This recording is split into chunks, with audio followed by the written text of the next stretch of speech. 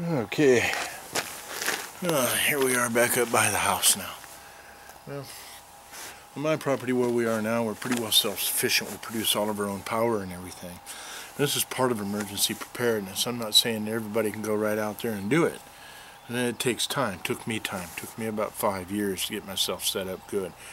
But what I want to talk about right here is your bug out plans. Even though we have, or as I call it, my micro farm up here, raising chickens and animals in a nice big garden and all this type of stuff, you know, living close to the earth, you know, what I like to do. Bug out plans are very essential. It doesn't matter how good your household is, your farm, your security. If you get overran in a position, or let's say a natural disaster, a fire rips through here, and we have to bug out, it's very important to have those bug out bags, which we're going to go and talk about here in a minute. But the main thing of your bug out plans is for yours and your family's safety. Now, as I say, don't be scared, be prepared. And I mean every bit of that. There's no sense in being paranoid or anything else. The first thing you want to do in your bug out plans is call, have 2 to 3 people that you can go stay with. And those plans have to include safe routes out of the area that you're in. And the reason I have picked 3 plans, and 3 routes out of my area, is because if I only pick 2 and then 1 is down, then I only got 1 outlet. And all of a sudden, because of fire, if both of those down, where do I go? And that's not a good situation in any type of natural disaster. Whether it be a natural disaster or a man-made terrorist act, anything, got to have your ways out of the area. So that's what we're talking about right here. And it's very important that you make your bug out plan, contact all those people that you plan on bugging out to ahead of time, and talk to them and say, listen, if a natural disaster or something happens in our area, we'd like to use you as one of our bug out locations. And talk to your family members, your real good friends, and you don't want to go bug out to somewhere where you don't get along with the people. You want to plan your routes in and out of an area, and this is country or city. You want to choose 3 good routes. Don't put them through gang zones and, your route through a gang zone where the gangs are, or cities. You want routes that you can get out of Dodge as quick as you can and as safely as you can. If you can drive out, all the better. But it's very important also that in your town, in your area, you have special places to meet, like in front of the police department, a fire department, a hospital, a major store, something like that, where if you're home, like if I'm up here and my wife is downtown or my kids are downtown and something happens, we can meet in one area. I could load everything up and go and meet my family, and we can book it out of Dodge as fast as we can. Okay, well, your bug out plans 3 safe routes out of your area. They could be storm drains, they could be sewers, they could be trails just outside your area that lead through the woods. If you can get out in a vehicle, and this is one thing I have to say about vehicle getting out and truly bugging out, is the fact that 90–95% of the time people know when a natural event is going to happen, a disaster. And 90–95% of the time, people know when a man-made event or disaster is going to happen too, ahead of time.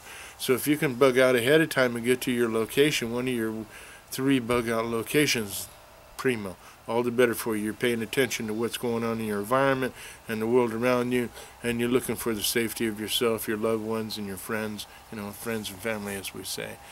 And with that said, I also want to touch base on these bug out bags that we're going to be talking about.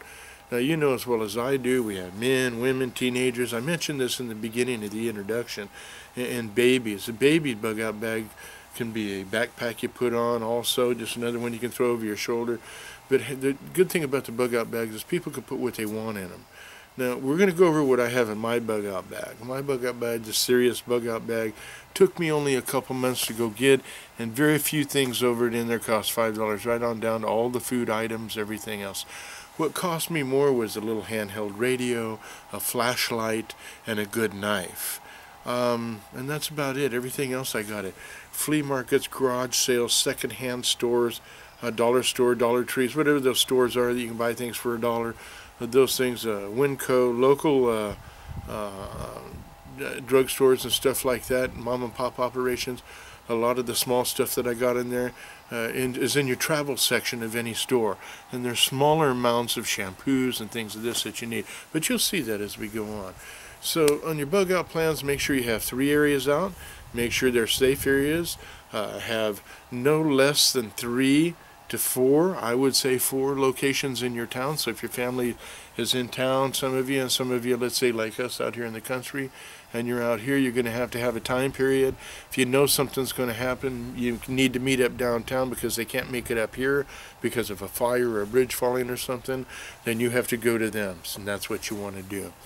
Okay, the sections that we're going to have in here basically are going to be very educational for you. And with that said, I'm going to step away from the bug out plans except for to go over them one more time.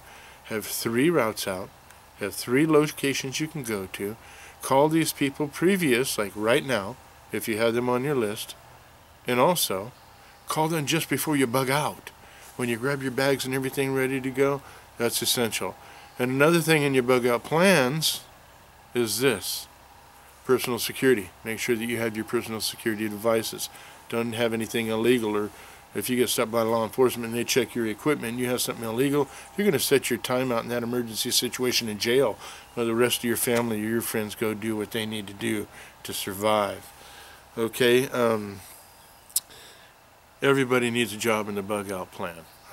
We'll go over mine later on during the bug out phase, but we're going to have also a home preparedness section on here, and that'll be after the bug out bags. And the reason I say that is because that's your secondary choice. If you have to bug out, you have to. But your home is your castle. You can actually set it up security-wise very cheap. Remember, this is a poor man's guide to emergency preparedness. We're going to show you how to do everything you need to do, and do it cheap. Remember, don't be scared. Get prepared. Okay, and with that said, I'm going to head on over here to where I have the table. And I have my bag, my emergency bug out bag set out, and I'll go through every single piece of it. I even have 2 bags to show you, and tell you how I got those bags and where I got the other stuff that was in there, that is in my bag, as a matter of fact. So, with that said, I'm going to head on over here to where my bug out bag is, and I'll see you there.